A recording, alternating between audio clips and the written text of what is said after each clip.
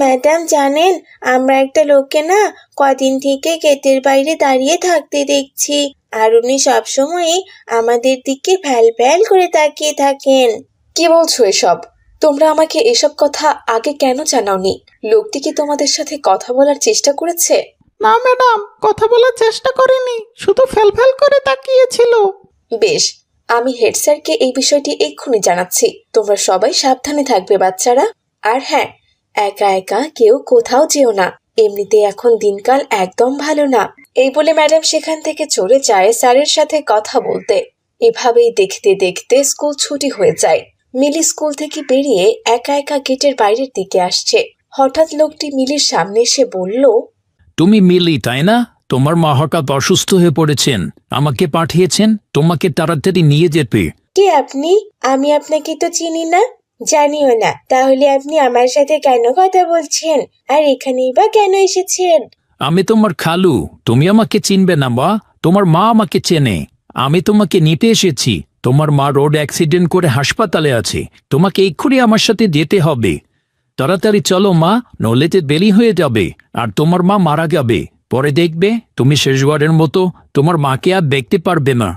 লোকটি যখন মিলির সাথে এইভাবে কথা বলছিল তখন সায়েম, দেখো দেখো, মিলির সাথে ওই বদমাশ লোকটা কথা বলছে। লোকটিকে দেখে তো খুবই দুষ্টু লোক মনে হচ্ছে। তাহলে ওই লোকটা মিলির সাথে এতক্ষণ থেকে কি এমন কথা বলছে? চলো তো গিয়ে ব্যাপারটা দেখে আসি।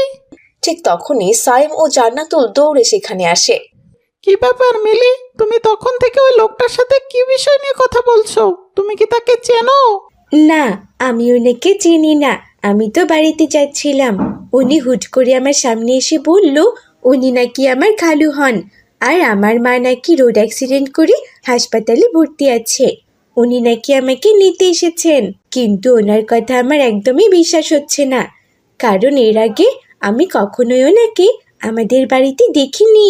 তুমি আমাকে কখনো দেখোনি, কারণ আমি কখনো তোমাদের বাড়িতে আসিনি। আজকে তোমার খালাসহ বেড়াতে আসলাম, আর এসে দেখি তোমার মা হাসপাতালে। এই খবর শুনে তোমার খালা হাসপাতালে চলে গেছে, আর সে আমাকে ফোন দিয়ে বলল তোমাকে নিয়ে যেতে। তাই বুঝি? আচ্ছা, তুমি আমার খালু হলে বলো তো, আমার বাবার নাম কি আর আমার মায়ের নামই বা কি? মিলির এমন প্রশ্ন শুনে লোকটি বিভ্রান্ত হয় আর ভীষণ ভয় পেয়ে যায়।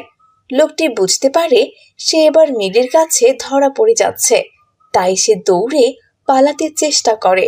চোর চোর চোর, ও বাচ্চা চুরি করতে এসেছি, ধরো ধরো ধরো, কে কোথায় আছো? তাড়াতাড়ি এই বাজে লোকটাকে ধরো।